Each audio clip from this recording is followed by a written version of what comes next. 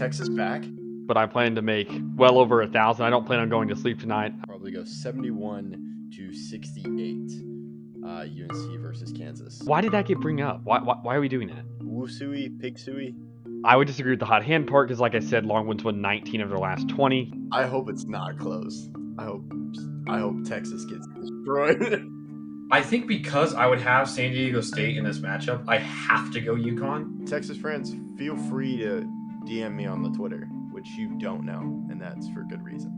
Hey y'all, my name is Riley Dutcher, and I'm smarter than all you guys because I won Outsiders Opinions Second Bracket Challenge. Now back to Austin and Kevin. What's up, y'all? Welcome to our NCAA basketball opinions of the week, of course, joined by March Madness expert. We know it's not March, but we're getting close. And now I lob it up to the man for the questions, Austin. Jake, you've been with us many times before, but this has been a crazy year. I know you know that. I have a very important question to ask. Oh, yeah. So we've seen a lot of upsets, obviously, recently. So does this mean that there are not going to be any upsets come tournament time? Are they getting all the upsets out now? Or does this define what this tournament will be like? Yeah, okay, that's a great question. When it comes to basketball, teams can turn switches on like that. We know this very much. For the entire season so far, there have been ups and downs with every team. The only couple teams that never had issues, well, until recently, was Houston. That's really the only team I could really think of that didn't look bad really ever. And Houston didn't even look bad against Iowa State. It was just LJ Cryer not hitting his shots or not getting enough shots up. And so I honestly think this could be the story of this year's March Madness, is upset after upset after upset, because right now, especially right now, we see no clear number one team in the nation. We see no clear top 10. There are teams that could be in the top 10 that are unranked. I mean, it's because of the way that the games are being played and because of the rosters and because they'll lose one game that they shouldn't lose, but then they'll win a game that they shouldn't win. And so I'm seeing teams that with really good records that are left off the board. And so looking at the way that the rankings have been going, there might be a lot of upsets come March. And there's no definitive way to know which ones are going to happen, which ones are going to be which. And so. Okay, that's a fair answer. I kind of agree that this got to be how the season goes. But I have another question I need to ask. Does Gonzaga make the tournament? Because they've lost a considerable amount of games, and their conference schedule is not difficult compared to the Big 12 or the Big East or a lot of these other conferences. So even if they just lose one of their next games, and that's the conference championship game, Jake, do they make the tournament still? If they lose their conference tournament, I think they will still end up making it to the tournament because they still have a solid squad. Mark Few's still their head coach. They're going to win games, and they are in a weak conference. I'm looking at their schedule right now, and it's Pepperdine, San Diego, San Francisco, Pacific. And I do think they're still going to make the tournament, even though they are, what's their record, 11-4, 11-5, which isn't good for Gonzaga standards normally. Gonzaga, I still think they're going to end up pulling it out because they still got Watson. They brought in Nemhard. So they have good ball players, and they're going to be, I think they're going to end up being fine, but it's definitely a little bit of a climb for where they're at, but I think they can do it. Okay. I got a question for Jake or Austin. What do you think is the reason for Gonzaga's struggles? I'll answer first. I've seen a lack of veteran leadership. I'm sure you can agree with that, Jake. It just seems like they don't have a leader on their team at the moment.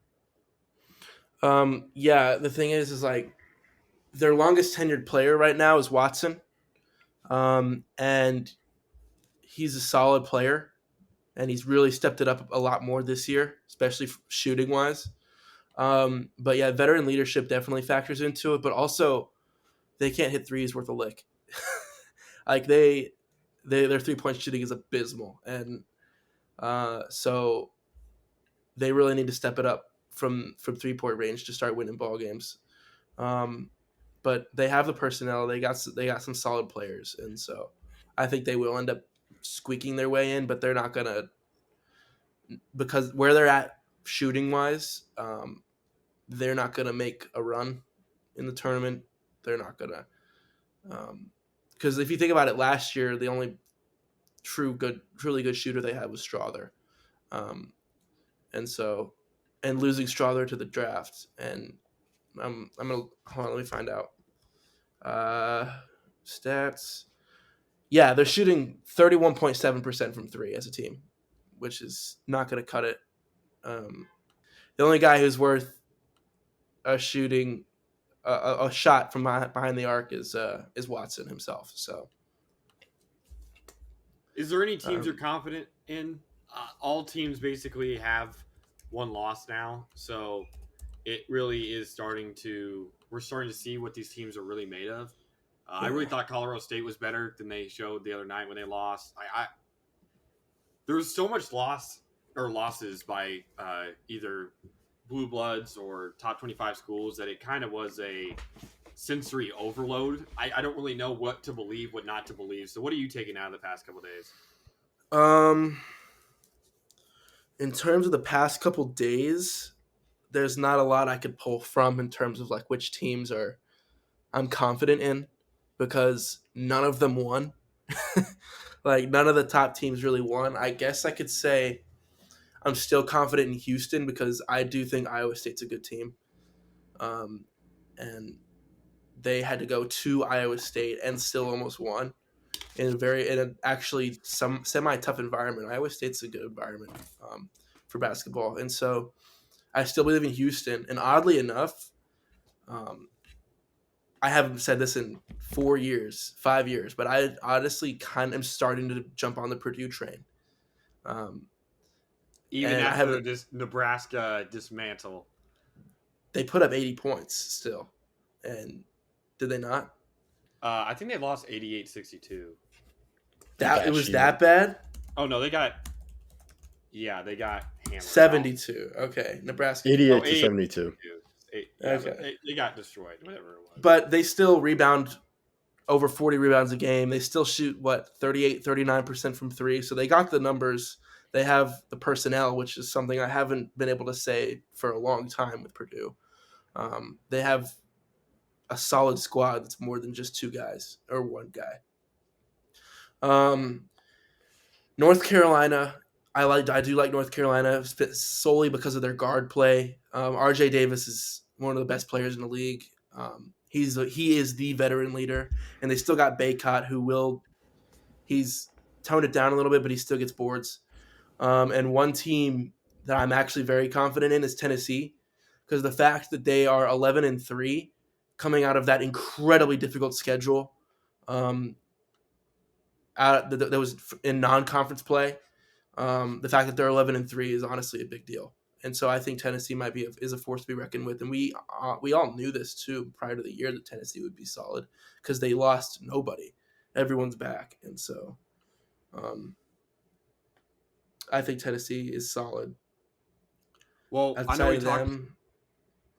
of them, there's not a lot of solidified teams that are going to go for. Yeah, it's really tough this year. I know we talked about Michigan State earlier in the year when they were ranked 4th and then lost to James Madison. But Jake, they are now 9-7. They lost last night against Illinois. I think it's the writing's on the wall. I think their season is it's not looking good. So back in November when we talked about Michigan State, You asked me, is it time to panic about Michigan State? And I said, no, not yet. Well, the panicking should be done at this point because you should just accept that it's over.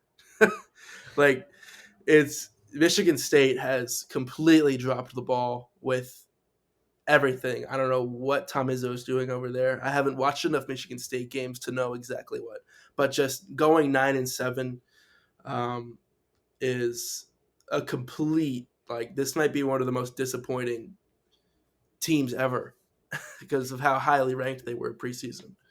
Yeah, that and North Carolina last year. But we'll go into a team that I'm really surprised by this year. But I think coaching matters. Chris Beard is now the head coach, or this is his first season with Ole Miss. They're 14-1, and they look really good. Your thoughts on them? That's interesting because Ole Miss. Um, while I pull up my stuff, I'll say, Ole Miss has impressed with the record. Oh, absolutely. Um, they didn't have the toughest schedule to start the year. However, they did beat Memphis and they beat Yes. NC State, and And so they have a stat that you like very much. They shoot over 40% from three. They're one of 6 teams in the nation. They shoot 40.1%. they look good, but they haven't played great teams. They played Tennessee recently, and they got completely walloped. Now they had to go to Tennessee, which is really tough, but they did get walloped, and it was bad. It was a bad game. But they're not the typical Ole Miss team we're used to, which is completely write them off before the end of before the year starts, and then that actually happens that they're not good. We wrote them off this year, and they actually look good. Like you said, they're shooting well, they're rebounding well, they have a solid core group of guys, and so I do expect them to make a tournament this year. And they might not make a lot of noise in the SEC tournament, but they could. I mean, we're not going to write them off anymore. I mean, they are solid, and so watching Ole Miss over the next 2 months of conference play will be an interesting thing. Yeah, they're top 40 in steals per game at 39th, and they're first in all of NCAA in blocks. So they're contributing a lot on defense. They're a tough team to play, and like you mentioned, they do not have the toughest schedule thus far. But I do think if they maybe end the season with 7 losses, 6 losses, I still think that's a great team because of how hard the SEC is. No, I definitely think they are. I definitely think they're gonna make some noise. I know they brought in. This came out of nowhere, which was the thing. I mean, it was very surprising to see how they've created this team. A lot of transfers, such as Flanagan from Auburn. Yeah, and Murray. He's tearing it up, and Jamarian Sharp is putting up those blocks for him. He's from Western Kentucky, and so they're putting up numbers, and I'm excited to see this because do you remember the last time there was a a good Ole Miss team in college basketball? I remember they made the tournament in 18-19, but I don't remember them being good. So it's been a while. It's definitely been a while. I'll ask this again. I ask this every time we do this. What team is the best team that is unranked at the moment, in your opinion?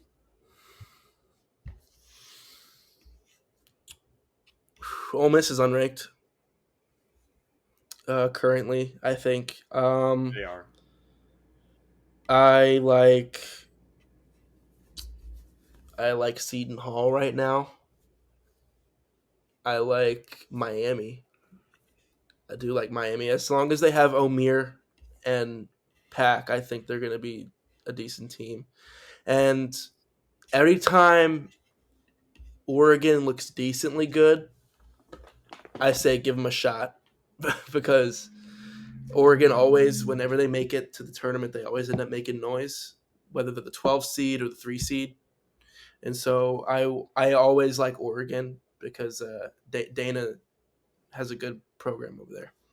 And so I would definitely keep my eye on Seton Hall. I would keep my eye on Ole Miss, Dayton, possibly. Dayton, I do think is a very good squad. I think that we will see multiple teams out of the A10 make the tournament. Yeah, and then probably Providence. Keep our eye on Providence. Yeah, even after the injury to Bryce Hopkins. Mm-hmm. And then, what are some games over the next few days? This will be posted a few days later, but over the next week, what are some games you want to watch or see the score for either of you can answer? I'll let you go first, Jake. Tomorrow we got a matchup between Oklahoma and Kansas. Both are ranked in the top 10. That'll be interesting to see. I want to see Villanova versus Marquette. I think is a game that happens in the next couple of days. Villanova has a lot of what we call quad one wins, but they lose stupid games that they shouldn't lose, and so Villanova tends to play up to their opponent. Um, Iowa State versus BYU on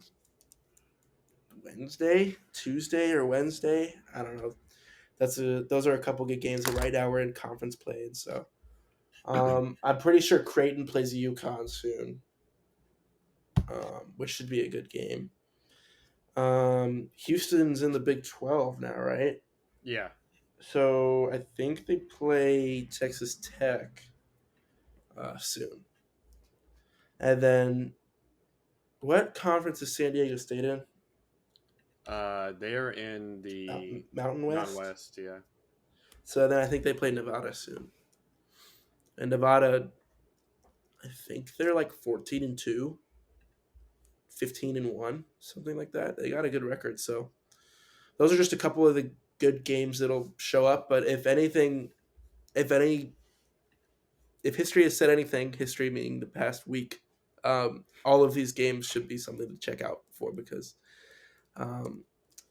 we never know what will happen with these top teams. So Yeah, a couple games I'm interested in. These are tomorrow as we're recording. It'll be before this is posted, but St. John's Creighton. I want to watch that game. I will definitely be doing that, and then also Northwestern Wisconsin. I think both of those will be intense, close games. But after this is recorded, so Tuesday, Purdue Indiana is always a fun watch. I don't know if Indiana even has a chance in that game, but I will probably be watching. And then Utah State, New Mexico, I think will also be a fun watch. All right. Jake, you mentioned, or this is just for the listener, Oklahoma and Kansas are ranked currently from the poll. It says Kansas is 3 and Oklahoma is 9. So you got that matchup. And then that's all I got. Austin, I'll toss you over for final questions and let you have the ball to close out the episode. Yeah, no more questions. Jake, thank you again for coming on every time. We really do appreciate it. Your March Madness and college basketball expertise are really appreciated. But thank you guys for listening.